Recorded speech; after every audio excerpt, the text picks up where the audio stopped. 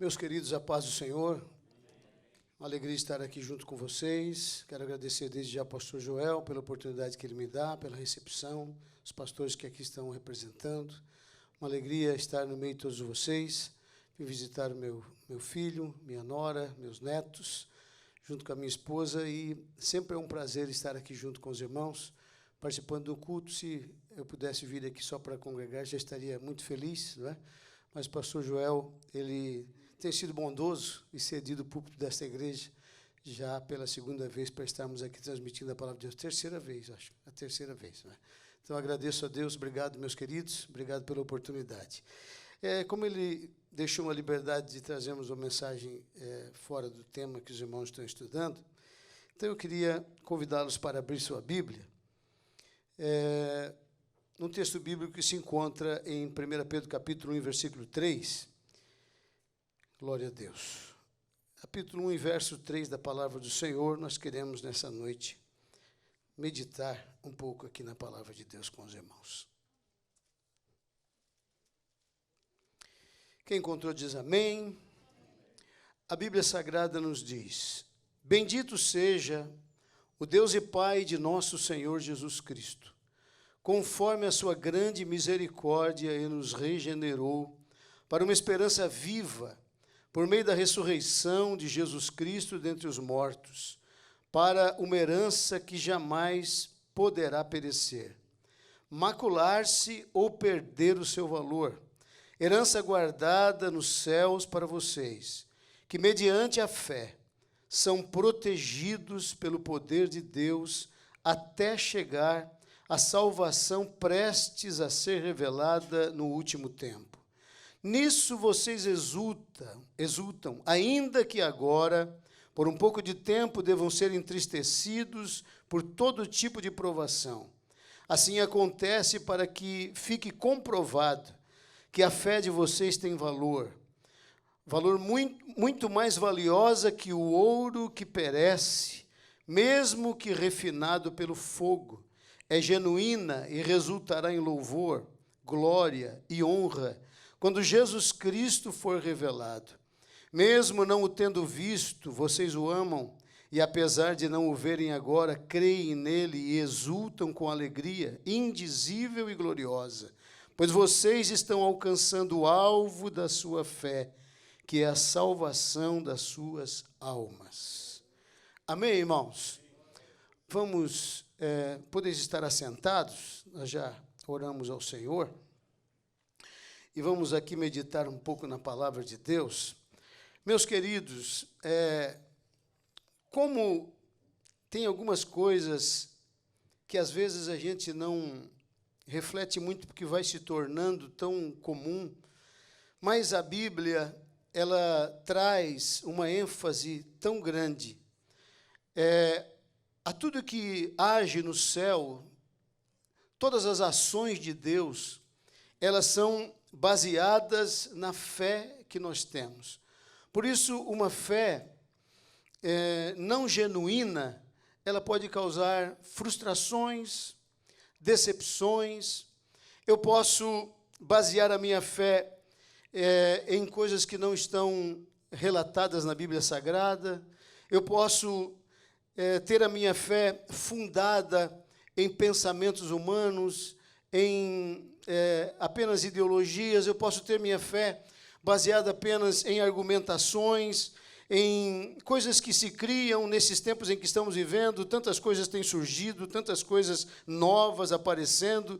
Todos os dias surgem novos pensamentos, novos ensinadores, na verdade, mais filósofos do que teólogos, e isto vai confundindo a cabeça de tantas pessoas e tornando as pessoas cada vez mais sensíveis, menos firmes. Cada vez tocamos menos o céu e tocamos mais as pessoas. Cada vez nos preocupamos mais em mexer com o psicológico e não lá dentro, no espírito, onde Paulo disse que servia a Deus em espírito, no seu espírito ele servia a Deus. E como nós precisamos realmente nesses últimos dias. Tudo que diz respeito a Deus tem uma relação com a fé. Tanto que um texto simples de Hebreus diz que sem fé é impossível agradar a Deus. Eu posso cantar, eu posso até pregar, eu posso vir ao culto, eu posso ter uma porção de comportamentos, até aparentemente cristãos, mas se a minha fé não estiver fundamentada nele, eu não vou conseguir agradar a ele, não vou poder agradá-lo. E eu quero dizer uma coisa a você, é muito triste você estar num ambiente que é voltado para ele, e um culto que é diretamente intencional a ele, e eu não poder tocá-lo, agradá-lo, por causa da minha consequente falta de fé genuína baseada na palavra de Deus. Então, irmãos, a Bíblia diz que, quando a Bíblia fala sobre ouro e fala sobre fé, ela fala sobre o ouro que ele é provado pelo fogo, e fala pela fé que ela é purificada pelas provações. Pedro está escrevendo a uma igreja que estava passando um período de perseguição, de dificuldades, estava preparando esses crentes para enfrentarem os problemas e as dificuldades sem balançar na sua fé, sem recuar na sua fé. A Bíblia diz que o meu justo viverá da fé, e se ele recuar, a minha alma não tem prazer nele. Então Deus precisa que todo dia, eu não preciso correr, mas todo passo que eu der todo dia tem que ser um passo baseado na fé em direção aos propósitos que Deus tem para a minha vida. Então, irmãos, esta fé que nós recebemos mediante a palavra de Deus, e por esta razão, distanciar-se da palavra é enfraquecer a fé, distanciar-se da palavra, eu vou ter a minha fé todos os dias diminuindo, porque a fé tanto pode crescer como pode diminuir.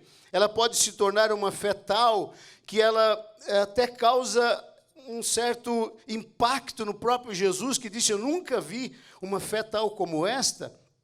Mas ela também pode desaparecer ao ponto de Jesus perguntar: onde está a vossa fé? Então, meus queridos, como é importante nós defendermos a nossa fé, nós lutarmos pela nossa fé, nós estarmos firmes nesta fé, porque será ela que vai garantir. A Bíblia Sagrada, aqui no último texto que eu li no versículo 9, pois vocês estão alcançando o alvo da sua fé. E hoje a fé tem sido usada para tantas coisas, meu Deus. Tem cultos que são direcionados simplesmente a uma fé baseada em alcançar coisas nesta terra. Os meus propósitos são colocados diante do altar de Deus para conquistar algo aqui, quando o alvo central da minha fé é poder fazer eu passar a linha de chegada e chegar até diante da presença de Deus e declarar definitivamente na igreja triunfante que eu estou salvo, sem perigo e sem risco nenhum. Isso só pode acontecer de duas formas: ou através da minha partida desta terra, baseado num final, como Paulo declara, dizendo: combati o bom combate, terminei a carreira e guardei a minha fé, ou através do arrebatamento da igreja. E uma dessas duas coisas irão acontecer conosco: ou nós iremos terminar a carreira e guardar a nossa fé, porque nós vamos encontrar com Ele, ou nós vamos ser arrebatados e vamos vê-lo face a face, sem precisar mais da fé que nos conduz todos os dias. Meus irmãos, a Bíblia Sagrada, pois se o amamos, se renunciamos, se esperamos nele, se nos santificamos, se nos alegramos, é tudo por intermédio da fé. Pedro disse que nós amamos sem vê-lo. Eu tenho certeza que ninguém aqui hoje viu Jesus, senão pela fé. Eu tenho certeza que ninguém aqui hoje sentiu Jesus fisicamente, senão pela fé.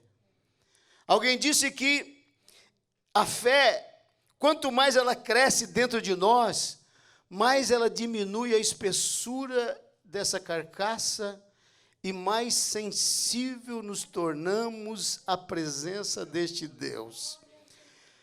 Tudo que traz, irmãos, a robustez desta fé são coisas que devemos buscar em Deus, são coisas que devemos desejar em Deus. E é interessante que a Bíblia diz que ela é superior ao ouro que perece. Quando a Bíblia fala que o fogo purifica o ouro, não está falando de um ouro, deste ouro que é feito uma aliança ou uma joia, mas está falando do ouro que é tirado lá do garimpo, daquele ouro, que ao ser tirado de lá, ele já é levado para o buril, para ele poder ser purificado pelo fogo, para perder todas as suas impurezas. E quem vai levar o ouro para o fogo, ele vai ter a percepção de que parece que o volume vai diminuir o volume, mas vai aumentar o valor. Irmãos, a prova, às vezes ela diminui o volume de quem somos, mas ela aumenta o valor de quem nós somos. Ela pode diminuir realmente essa questão de proporção, mas ela aumenta o valor. Meus queridos, o ouro, antes de ser refinado pelo fogo, ele tem um preço. Depois de ser refinado pelo fogo, ele tem outro valor. Uma fé, irmãos, provada no fogo, ela adquire um valor incalculável. Se você conversar com alguém experimentado as provas, se você passar um tempo com alguém que está sempre vivendo em provações, que tem uma vida que foi experimentada em provações, você vai ver que Deus na boca dele soa diferente. Se você conversar com alguém que tem experiência de altar, tem experiência de vida com Deus, tem experiência de entrar realmente em lugares onde o Espírito Santo o conduz, para às vezes, como o próprio Jesus foi conduzido ao deserto para enfrentar Satanás em provações. Quando você conversa com alguém que tem essas experiências de provações com sua fé, você vê que esta pessoa, ele não fala de um Deus distante, mas ele fala de um Deus próximo. De um Deus que lhe dá experiências diárias. Irmãos, após o fogo e a prova, a Bíblia Sagrada nos diz, portanto, alegrem-se com isto. Ainda que agora, por algum tempo, vocês precisem suportar muitas provações, como a igreja que Pedro estava escrevendo, ela estava enfrentando muitas provações e nós não sabemos o que tem para nós adiante, nós não sabemos o que nos espera adiante. E se a gente for analisar a Bíblia Sagrada, nós vamos ver que não nos espera muitas coisas boas para frente, não importe onde eu moro. Eu posso morar nos Estados Unidos, no Brasil, eu posso morar em qualquer país desta terra, mas eu quero dizer a você que os indicativos antes da vinda de Jesus são indicativos de dificuldades, de lutas e de provações. Não há lugar seguro nesta terra, senão na presença de Deus, senão aqueles que vivem em fidelidade diante do Senhor. E não é porque eu cruzei a fronteira dos Estados Unidos para cá, que aqui eu tenho um padrão de vida espiritual protegido por este país. Não, a minha proteção sempre será, a Bíblia Sagrada diz que a minha fé traz a proteção de Deus sobre a minha vida, o poder de Deus me protege mediante a minha fé, não importa onde eu vou morar, não importa onde eu esteja, porque, irmãos, quanto maior as necessidades, maior são as manifestações deste Deus. Quanto mais o meu coração, ele sente a necessidade de Deus, e necessidade de Deus não é uma questão de necessidade humana. O que faz eu carecer de Deus não é a conta que eu tenho no banco, não é a situação financeira que eu tenho. Não, eu posso ser alguém que tem uma boa situação financeira, mas o meu coração está sempre carente de Deus, necessitado de Deus, precisando de Deus. É isso que o Senhor espera de cada um de nós. E eu às vezes fico pensando em algumas situações. Eu faço parte de um grupo de irmãos que apoiam as missões nos países muçulmanos, e teve um dos missionários que viajou para Dubai, para um encontro em um lugar onde missionários que estão nos países muçulmanos se encontrariam para um período de jejum e de oração. Mas ele passou, ele passou em Istambul para poder fazer ali uns dias, visitar alguns missionários que ali tinha. E ele disse que foi para a praça da cidade. E quando ele chegou na praça da cidade, ele começou a orar em espírito, no centro da cidade, orando em espírito, e pedindo a Deus que abençoasse aquele país, que salvasse muitas vidas ali. E de repente um senhor se aproximou dele e disse: o senhor estava orando? Ele disse: por que essa pergunta? Não, eu só queria saber se o senhor estava orando. Porque ele estava orando em espírito, ele não disse nenhuma palavra. E ele disse: mas por que o senhor está perguntando? Não, porque eu estou aqui para encontrar alguém. E por isso eu queria saber se o senhor estava orando. Ele disse: eu estava orando em espírito, eu não estava falando palavras, mas eu estava orando em espírito. E ele disse: fazem 3 dias que eu estou aqui. 3 dias. Eu aceitei Jesus no meu país, eu peguei um avião, porque o Espírito Santo disse: vá até Istambul, espera no centro da cidade, porque eu vou mandar um servo meu que vai batizar você e a sua família. Ô, irmãos, quem é que vai fazer uma loucura dessa, irmãos? Hein? Quem é que vai fazer uma loucura dessa, sair do seu país, o país muçulmano? Ele aceitou Jesus, ir para Istambul, pegar um avião, ele, a esposa e filha, ir para Istambul, esperar lá 3 dias, e o voo dele ia partir no outro dia de volta, e ele estava ali feito louco, todo dia no centro daquela cidade, andando para lá e para cá, esperando encontrar um crente em um país muçulmano, e de repente ele ouve uma voz de alguém orando que nem pronunciou palavras. Se nós não vivermos pela fé, a maioria das coisas que acontecem no mundo espiritual não será percebida por nós. Acontecerão coisas à nossa volta e nós ficaremos aquém da maior parte das coisas. Vamos viver aqui, está acontecendo um monte de situações espirituais, mas eu estou passando por elas sem me aperceber, porque a fé, irmãos, é o filtro. Aleluia. A fé é o filtro. Não tem como, às vezes, a gente lê na Bíblia e o Senhor falou com alguém assim, assim. Parece que um alto-falante soou lá. Não tem alto-falante soando, irmãos. O volume da voz de Deus é controlado pela minha fé, irmãos. E quanto menos fé, mais baixo é este volume, menos perceptível é para mim. E aquele homem olhou para aquele irmão e ele disse: eu vou falar para você porque eu sei que é você que Deus enviou. Eu aceitei Jesus e agora Deus me mandou para cá porque eu preciso ser batizado, eu e a minha família. E aquele homem olhou para ele e pensou: mas como um negócio desse? Ele disse: eu não sei também, há 3 dias eu estou pensando que eu sou louco, que eu estou aqui doido, louco, mas agora eu sei que eu não sou louco, agora eu sei que é verdade o que Deus falou comigo. E aquele irmão disse: mas eu na volta eu vou até um outro país aqui vizinho, eu volto e na volta eu batizo. Não, o Senhor vai me batizar hoje. Hoje o Senhor vai me batizar, porque amanhã eu tenho um voo de volta. E eu vim para ser batizado aqui. E eu encontrei o homem que Deus mandou do Brasil, irmãos, lá para Istambul, para batizar ele nas águas. Um ex-muçulmano convertido, que vive aqui no Brasil como missionário também.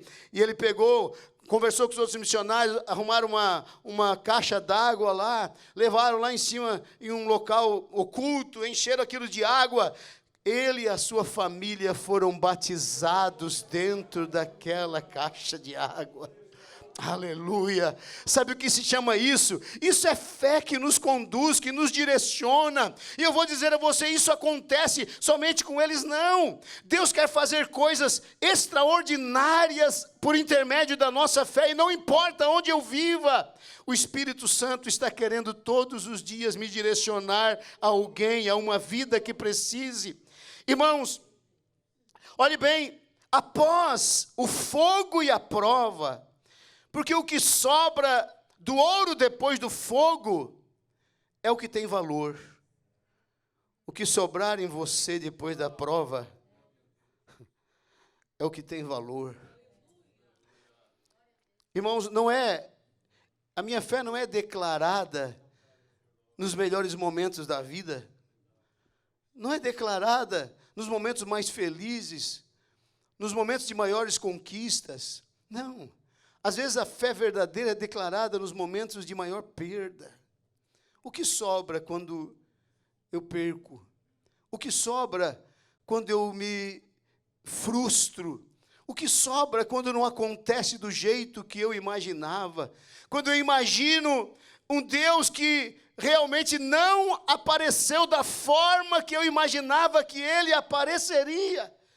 Quando eu formo a imagem de um Deus que não veio da forma como eu imaginei, o que sobra de mim? Irmãos, o que desaparecer com o fogo e a prova não fará falta na minha vida. O que você for perdendo durante as provas, perdendo algumas coisas, soltando algum volume seu que vai ficando pelo caminho, porque as provas vão arrancando um pouco aqui, vão arrancando um pouco ali, aleluia! Mas depois que algumas coisas são arrancadas, se ainda tiver vontade de dobrar o joelho, se ainda tiver vontade de ler Bíblia, se ainda tiver vontade de orar, se ainda tiver vontade de cantar, esse é quem você é de fato e de verdade. O resto, irmãos, era só volume. Nada mais do que volume. Agora, se depois de você começar a perder algumas coisas, for desaparecendo também o desejo de orar, o desejo de buscar a Deus, o desejo de vir aos cultos, é porque, na verdade, era bem pouca coisa preciosa e de valor que existia. Era mais volume mesmo. Era mais volume. E eu quero dizer a você, inclusive, na presença de Deus tem um lugar onde as obras serão provadas, né? No dia da prestação de contas, vai ter lá um local onde vai ser provadas as obras no fogo, como pelo fogo, a Bíblia diz, né? Justamente porque a gente não consegue discernir. Porque se nós conseguíssemos discernir o que de fato é feito para Deus e o que não é para Deus, não precisaria de fogo para que isso fosse mensurado. Esse fogo é justamente porque nós não temos discernimento, nós não conseguimos saber. É por isso que não fique pensando, isso é para Deus ou não é, faça. Vá fazendo. Um dia tudo vai ser provado, um dia tudo vai ser experimentado. E também não julgue alguém o que ele está fazendo, porque você não sabe de fato. É naquele dia que vai se manifestar. É por essa razão que Deus não deixou esse tribunal aqui para a terra. Esse tribunal não existe aqui, porque a nossa mente não é capaz de alcançar. Irmãos, fé é algo que será provado aqui na terra, mas ela só de fato, ela se manifestará quando ela me conduzir ao último estágio da minha vida, que é a minha salvação, quando eu alcançá-la de fato e de verdade. Meus irmãos, em Provérbios 17:3 a Bíblia diz assim: o fogo prova a pureza da prata e do ouro, mas o Senhor, Ele prova o coração. Enquanto o fogo prova a pureza, se a prata é pura, derretendo ela e vendo o que sobra, porque se não for prata e ouro, ela se vai se desmanchando. Assim é o nosso coração quando é provado pelo Senhor. Ele vai provando e vai vendo o que vai sobrando. O que vai sobrando é quem de fato eu sou. É com isso que Deus conta. Deus não conta com o todo, Deus conta com o que você tem de fato e de verdade. O que pesa na presença dEle é quem você é nele, quem você é em Deus. E eu vou dizer uma coisa, você, Satanás, ele é sagaz. Ele é sagaz para tentar macular a nossa identidade, para tentar colocar dúvidas na nossa identidade, em quem somos em Deus. Sempre, desde que o Senhor Jesus se manifestou, já no Éden, ele foi em cima para destruir a imagem de Adão e Eva. Ele também veio sobre Cristo para fazer da mesma forma. É por essa razão que Jesus, algumas palavras que nós recebemos, irmãos, talvez não tenham muito sentido agora, mas elas vão ter peso depois. No batismo de Jesus, quando ele foi batizado, manifestou-se a voz do Pai, a forma corpórea de uma pomba, e a voz do Pai foi ouvida dizendo: este é o meu Filho amado, em quem tenho prazer. Depois do batismo, a Bíblia diz que o Espírito conduziu ao deserto para ser provado. E lá no batismo, lá no deserto, os 40 dias que ele passou em jejum e oração, no final Satanás veio tentá-lo. E sabe onde é que ele mais tentou? Se tu és o Filho de Deus. O que o Senhor Deus falou para ele no batismo foi o que o diabo tentou colocar em dúvida no deserto da provação. O que Deus confirmou no seu coração, o que o Espírito Santo confirma no seu coração. É por isso que a Bíblia diz que o Espírito Santo, ele todo dia testifica com o nosso espírito e ele diz: você é filho de Deus. Porque todos os dias o diabo vai tentar roubar isso de você, vai tentar roubar isso de mim. Essa capacidade da graça de nos conduzir a ser filho de Deus, porque a Bíblia diz que todos aqueles que o receberam, deu-lhes o poder de serem feitos filhos de Deus, aos que creem no seu nome. Irmãos, nós recebemos isso pela fé e o adversário vai tentar arrancar todos os dias, até o último dia da sua vida. Mas não esqueça das palavras que o Senhor declarou nas Escrituras Sagradas sobre nós, que nós somos filhos de Deus simplesmente por adoção em Cristo Jesus. O texto aqui nos diz, e o Espírito Santo confirma todos os dias que nós somos filhos de Deus. E se nós somos filhos de Deus, nos comportamos como filhos de Deus, porque o filho adotado, ele recebe as instruções da casa do pai que o adotou, e por essa razão nós temos uma nova vida transformada, e agora vivida de acordo com o propósito dele.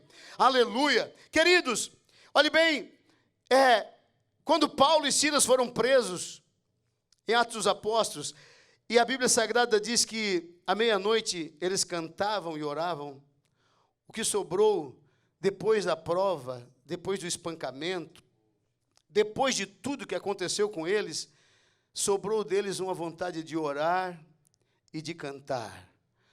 Se sobrar em nós uma vontade de orar e de cantar, depois que a prova vem, depois que a dificuldade vem, depois que as lutas vêm, depois que os problemas familiares, depois que os enfrentamentos deste mundo vêm, se sobrar em você, eu quero dizer a você, ainda tem um Deus que move os lugares onde tem crentes genuínos e verdadeiros, que buscam a sua presença de fato e de verdade. Abacuque faz uma declaração no capítulo 3, versículo 17, 18, ainda que a figueira não floresça, nem haja fruto na vide, o produto da oliveira minta, e os campos não produzam mantimento, as ovelhas sejam arrebatadas do aprisco, e nos currais não haja gado, todavia eu me alegrarei no Senhor e exultarei no Deus da minha salvação. Abacuque estava dizendo, mesmo que um monte de coisa der errado, vai sobrar aqui um homem que adora. Vai sobrar aqui um homem que louva ao Senhor e que agradece a Ele por tudo que Ele é e por tudo que Ele tem feito. Meus amados irmãos, o ouro e fé são valores ocultos. Você não tem circulando na cidade moedas de ouro, não é? O ouro está nos cofres das nações, nos bancos centrais dos países, onde ele está lá para dar lastro a uma nação. Durante muito tempo, o que tinha circulando num país era o que tinha nos porões, nos bancos das nações. Tudo que circulava era o que tinha em depósito. Durante muito tempo foi assim que funcionou o mercado das nações. E a Bíblia Sagrada diz que nós temos uma herança imperecível, pura, imaculada, que não muda, nem se deteriora, guardada para vocês nos céus. Nós temos, o que nós usamos aqui é uma amostra do que está em depósito, irmãos. Todo ouro de uma nação, ele era guardado em tesouros bem fechados, e quanto mais ouro uma nação tinha, mais cobiçada ela era, mas também, quanto mais ouro essa nação tinha, mais estrutura para resistir qualquer ataque do adversário também ela tinha. E deixa eu dizer uma coisa a você que está aqui nessa noite. Pode que às vezes a gente seja uma tentação para o adversário nos provocar, tentar derrubar, dependendo o nível de influência que você tem no mundo espiritual, dependendo a sua influência sobre as vidas, sobre a libertação de pessoas, sobre pessoas que você leva a Deus, sobre a vida espiritual que você desenvolve, sobre a sua intercessão, sobre quem você é no reino de Deus. Talvez você seja uma pessoa que o adversário teria um propósito muito grande em lhe derrubar. Mas tem uma coisa, Quanto mais você age em Deus, mais depósito você tem e mais difícil é para lhe derrubar. Não é com duas palavras que o adversário vem sobre alguém que tem uma vida na presença de Deus, que vive com lastro, que não é somente uma vida aparente, porque, irmãos, não é o que eu falo publicamente que tem peso, é quem eu sou no particular que tem peso. Porque a Bíblia diz que o homem se gloria de grandes coisas, a boca do homem é capaz de falar de muitas coisas, mas qual é o meu peso? Qual é o lastro que eu tenho? Qual é o peso que eu tenho nos porões da minha alma, como diz um pastor amigo meu? Qual é o peso que eu tenho nos porões da minha alma? Porque tem uma coisa, irmãos, o peso das minhas palavras não são somente palavras. Se eu tenho lastro, se eu tenho peso nos porões, o ouro não circula na rua, você não vai encontrar uma moeda de ouro. Se você encontrar uma moeda de ouro, você vai já procurar um lugar para vendê-la, porque ela tem um valor muito grande, porque nunca mais circulou ouro como moeda. Hoje circula uma moedinha lá, um níquel, né, que é um metal especial, onde fazem as moedas. Não é isso que esse valor que está lá, ele representa um valor que você tem. Eu quero dizer que aquilo que você usa aqui representa o que você tem na presença de Deus. E a Bíblia fala, irmãos, sobre depósito em 2 Timóteo, capítulo 1, versículo 12, por cuja causa padeço, também isto, mas não me envergonho, porque eu sei em quem tenho crido. Você sabe em quem você tem crido? Amém? Eu sei em quem tenho crido e estou certo de que é poderoso para guardar o meu depósito até aquele dia. Irmãos, depósito, se é depósito, não é para usar agora. O que eu preciso agora, eu não deposito. Se está depositado, será para usar em outro momento. E se a Bíblia Sagrada diz que há um depósito meu, que Ele guarda, é porque você não está carregando tudo que você tem. Você não carrega todos os recursos que você tem. Tem sorriso que vem, às vezes, que vem do depósito. Tem dia que você levanta com uma força que não é sua. Foi tirada do depósito aquele dia. Tem dia que você canta, mas você não canta com uma alegria que você tem naquele momento. Ela veio de um depósito para ser usada nas horas de maior crise, de maior dificuldade. Tem dia que você levanta da sua casa para vir ao templo, para vir à igreja, e você diz, meu Deus, a vontade é de ficar, a vontade é de não ir, mas algo lhe impulsiona, lhe levanta, lhe faz começar a caminhar, e essa força não é sua, que você carrega com você, ela veio do depósito para ser usado em momentos de crise e de dificuldade. Eu não sei se você já se sentiu assim, mas tem tempo que você vive só do depósito. Você vive só do que está depositado, você não tem recurso. E o inimigo, quando vê que os recursos vão terminando, ele diz, agora eu rebento com ele. Agora eu acabo com ela. E daí, Paulo declara, eu sei em quem eu tenho crido. Eu sei que eu não carrego tudo comigo aqui.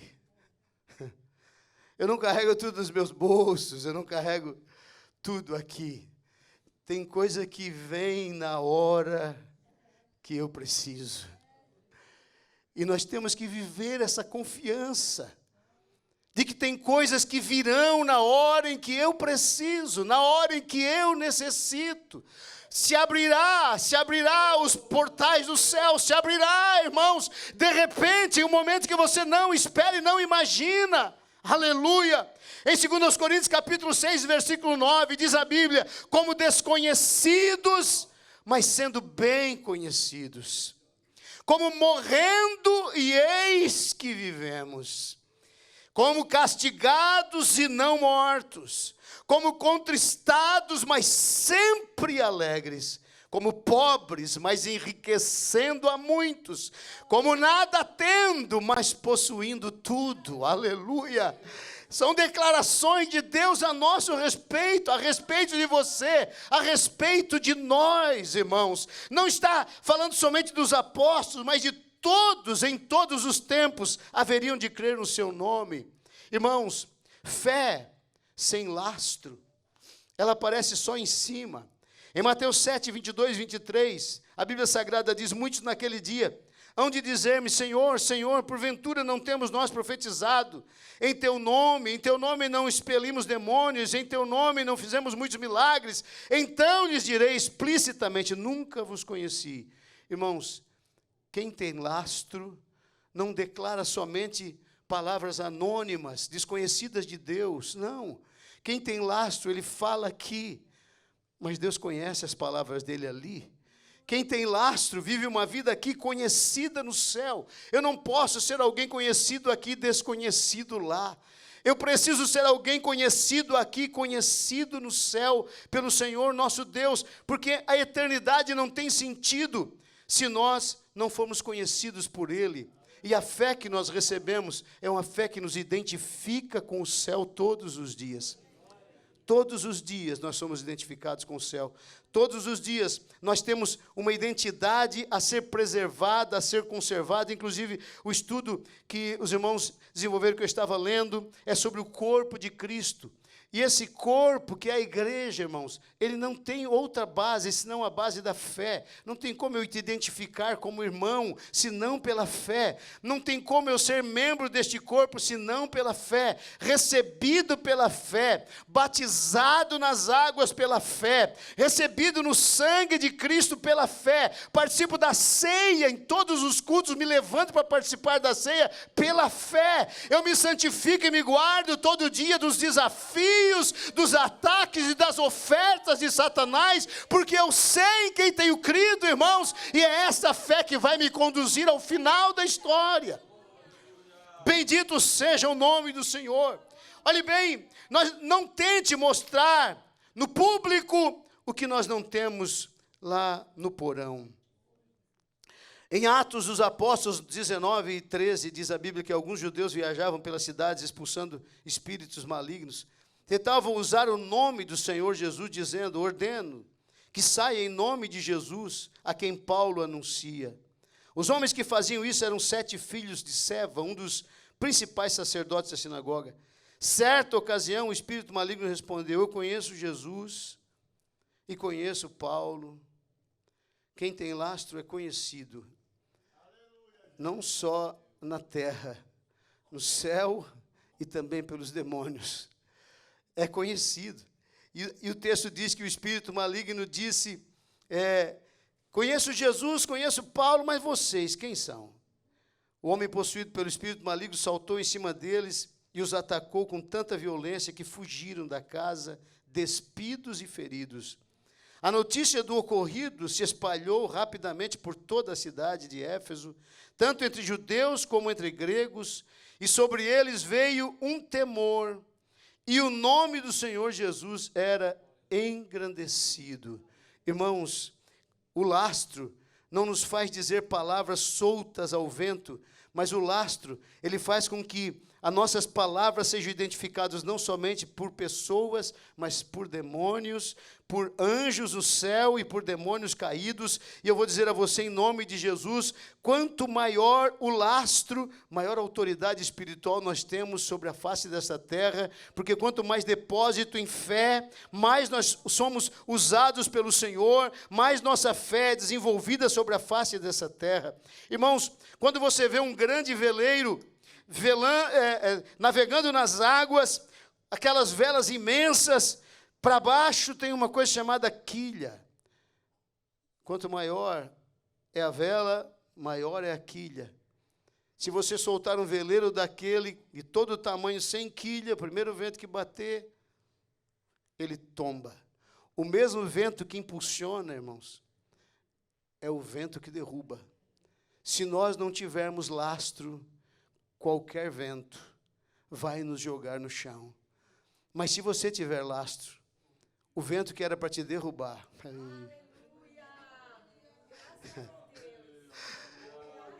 Quem olha de longe, o vento vindo, vai tombar. Vai tombar, mas ninguém sabe o que você tem para baixo, meu irmão. Aleluia. Quem é que sabe o que você tem para baixo? Quem é que sabe a sua vida particular? Deixa julgar, deixa falar o que quiser. Quando o vento vier, vão ver que você não vai tombar. Esse vento é para você pegar velocidade. Aleluia.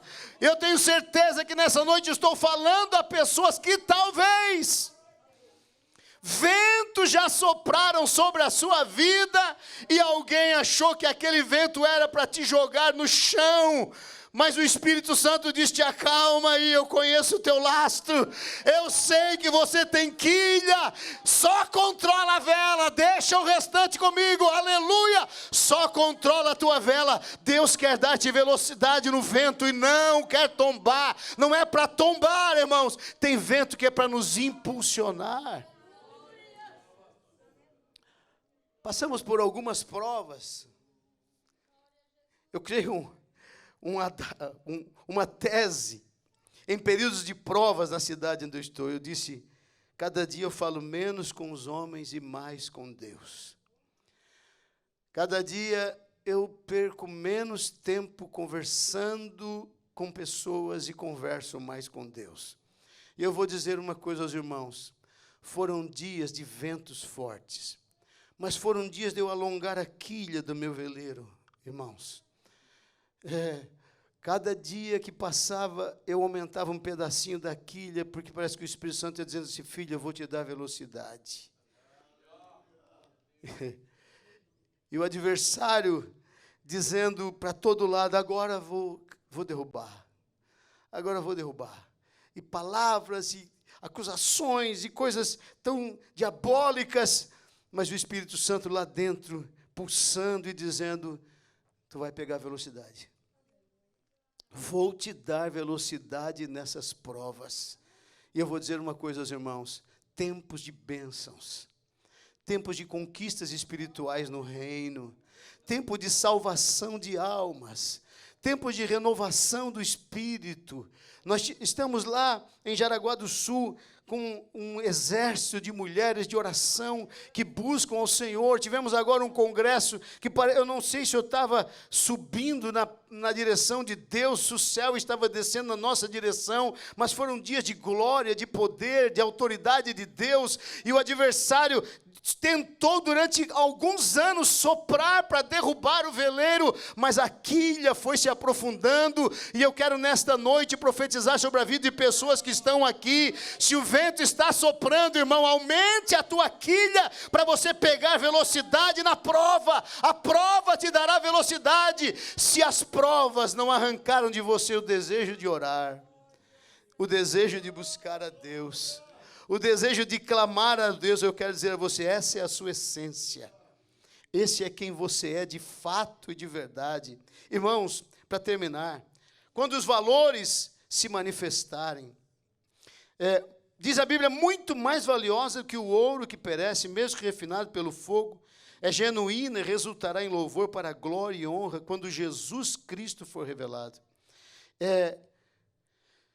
Queridos, quando nós vivemos essa fé, que vale mais do que o ouro, nós precisamos entender que esta fé, ela precisa estar guardada.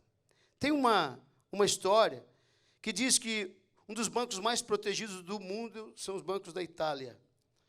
E eles dizem que tem lá 3 homens que moram em pontos diferentes da cidade, e os 3 têm, cada um, uma ponta da chave que abre um dos bancos mais seguros do mundo. E esses 3 homens moram em lugares diferentes um do outro, um não sabe onde o outro mora, não tem identificação um com o outro, e eles só conseguem abrir com as 3 chaves juntas.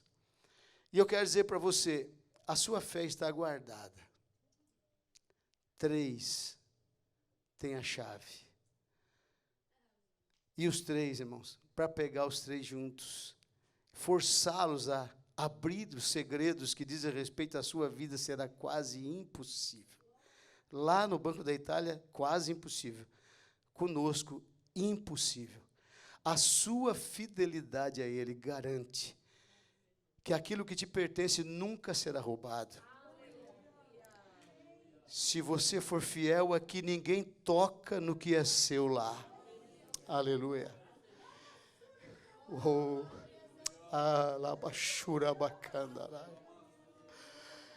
Ninguém toca no que é seu se você for fiel aqui. Se nós pararmos para analisar a palavra do Senhor, nós vamos ver o desespero do profeta Abacuque, porque Balaque queria lhe pagar, dar dinheiro para amaldiçoar Israel, e ele, numa insistência terrível para amaldiçoar Israel, ele dizia, não tem como amaldiçoar quem Deus abençoou. Israel fiel, Deus fiel com eles, são intocáveis. Não tem como mexer com eles. E o próprio Abacuque diz, tenha eu o fim que eles vão ter. Tenha eu o fim de qualquer um deles. Sabe o que ele fez? A Bíblia diz que ele ensinou Balaque a armar ciladas para que Israel pecasse. A única forma de mexer nos segredos seria através do pecado deles. Eu quero dizer a você, a sua fidelidade torna inviolável o que você possui nele. O que você possui em Deus, ninguém pode tocar, ninguém pode mexer. E tem uma coisa, quando a Bíblia Sagrada diz que da fraqueza tiraram forças em Hebreus diz que da fraqueza tiraram forças. Quem tira força da fraqueza, irmãos? Quem tira? Quem é que vai no banco quando a conta está negativa, coloca o seu cartão, dá um valor na tela e coloca lá um saque? O que a máquina vai dizer a você? Sem saldo. Sem saldo. Mas a Bíblia diz que os crentes de Hebreus, da Galeria dos Heróis da Fé, capítulo 11, diz que da fraqueza eles tiraram força. Sabe por que razão?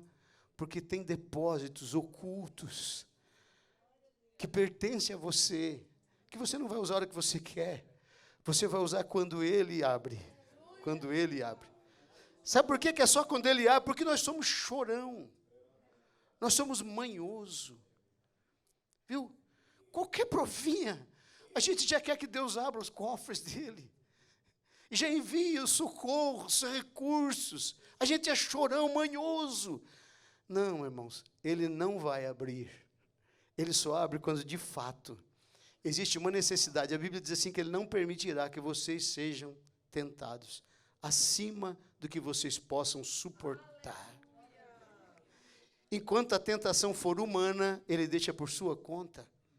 Você que se livra, você que se guarda, você que se defende, você que sai fora, você o texto sagrado disse, a tua mão te escandalizar, tu arranca, é contigo, não é com ele, é comigo aqui. Se o teu olho te escandalizar, você arranca um deles. É melhor entrar no céu sem uma das mãos, sem um dos olhos, do que você perecer com o corpo inteiro. Isso é coisa nossa. Mas quando mesmo não deu, tirou a mão, mas está difícil. Aí ele vai olhar e vai dizer, espera aí, eu tenho aqui um recurso que pertence a você, e eu estou abrindo agora. Aí na hora da fraqueza, você vai tirar força que você não sabe de onde veio. Eu sei, você sabe. Porque Ele é o nosso recurso, Ele é a nossa fortaleza, Ele é o socorro bem presente na hora da angústia. Então, em nome de Jesus, as 3 chaves que guardam os segredos seus serão guardadas pela sua fidelidade. Seja fiel a Ele, ninguém toca no que lhe pertence, ninguém toca, esse recurso está lá. Não há um filho que possa gastar tudo que o pai tem, não tem. O filho pródigo pensou que tinha acabado com toda a sua herança. Quando ele volta para casa, o pai tinha um novo anel, tinha uma nova sandália. Para um coração verdadeiramente arrependido, existe um Deus pronto a abraçar e dizer, estou te dando a oportunidade. Vai, não peques mais, não torne a errar, seja fiel, ande na minha presença, porque eu sou um Deus que gosto de abençoar os meus filhos. Eu quero nessa noite pedir a você que fique de pé, porque nós queremos orar nesse momento em nome de Jesus. Aleluia. O que sobrou depois da prova, irmão? O que sobrou, irmã, depois da prova? Aleluia. Sobrou vontade de glorificar, de adorar, de orar, de buscar, de ler Bíblia. Sobrou vontade de vir ao culto, de amar ao Senhor, de andar na sua presença. Isso é quem você é, de fato e de verdade. Essa é a sua essência. Nesta noite eu quero fazer uma oração. Aleluia. Eu quero orar por pessoas que estão aqui nessa noite, que estão vivendo nessa fase. Pastor, estou vivendo do depósito.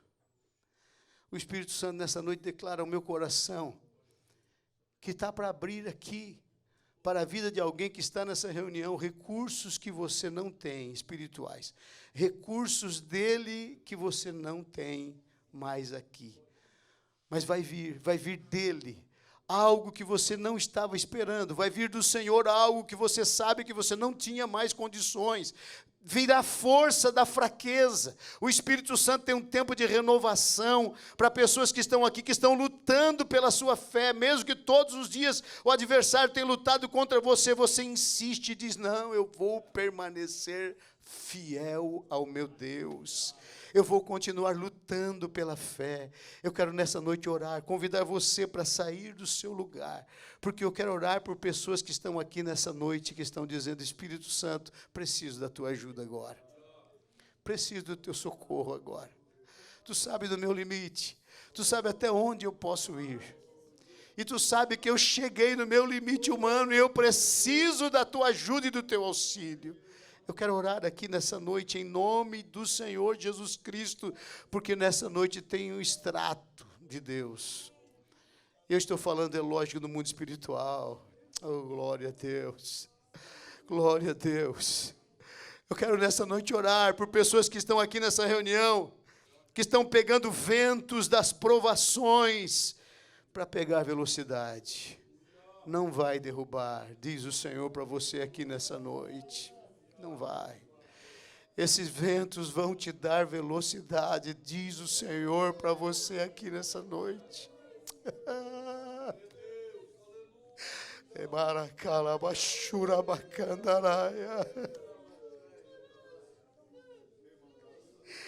Prepara o teu coração, querido, servo de Deus, serva do Senhor. Aleluia. O depósito que está lá diante da presença dele, que Paulo declara, eu sei quem tenho crido, ele é poderoso para guardar o meu depósito até o final. Esse depósito está no seu nome, ninguém acessa essa conta. Ninguém acessa esse lugar, pertence a você, ele é individual, pertence a você. Jesus, o Senhor, o teu Senhor, o meu Senhor, ele é que colocou isso lá à sua disposição. E tem a hora para usar, aleluia. Vamos orar, levante as suas mãos para o céu, você que está aqui. Pai, nós estamos orando nesta hora, por teus filhos que recebem a palavra aqui nesta noite, Senhor. Aleluia. Ó Espírito Santo de Deus. Ó amado Senhor, nós nos colocamos diante da tua presença nesta noite, Senhor. Mesmo, Senhor, que os indicativos, meu Deus, tenham indicativos de que realmente algo, Senhor, que aconteceu, abalou o teu filho, a tua filha. Mesmo, Senhor, que ele venha perdendo algumas coisas pelo caminho, as provações arrancaram algumas coisas da sua estrutura, arrancaram algumas coisas, Senhor, que ele carregava com ele, mas nesta noite, Espírito Santo, eu declaro em nome de Jesus, sobre a vida do teu filho e da tua filha, que isso não lhe fará falta, aleluia. O Senhor está declarando um tempo de essência sobre a vida dele, de se manifestar verdadeiramente quem ele é, quem ela é no Senhor, aleluia.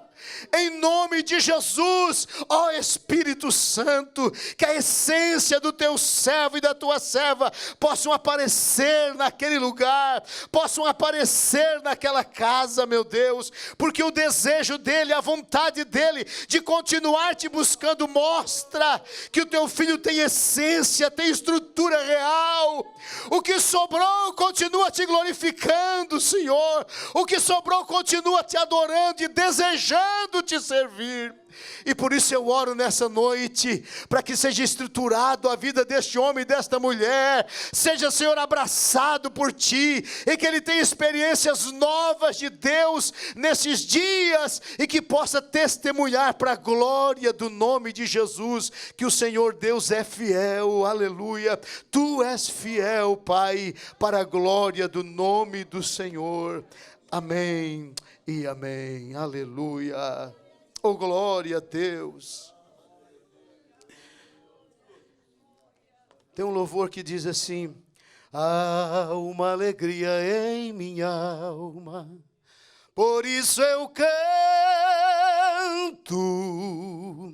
Cristo mudou minha vida e enxugou o meu pranto. Hoje a minha alma agradece pela morte na cruz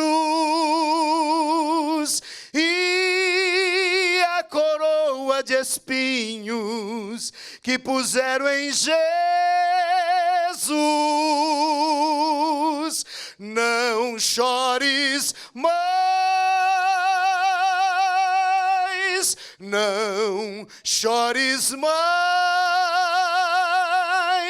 disse Jesus, quando minha alma resgatou. Não chores mais, não chores mais, sou o teu Deus, o teu amparo, teu Salvador. Deus abençoe em nome de Jesus, queridos.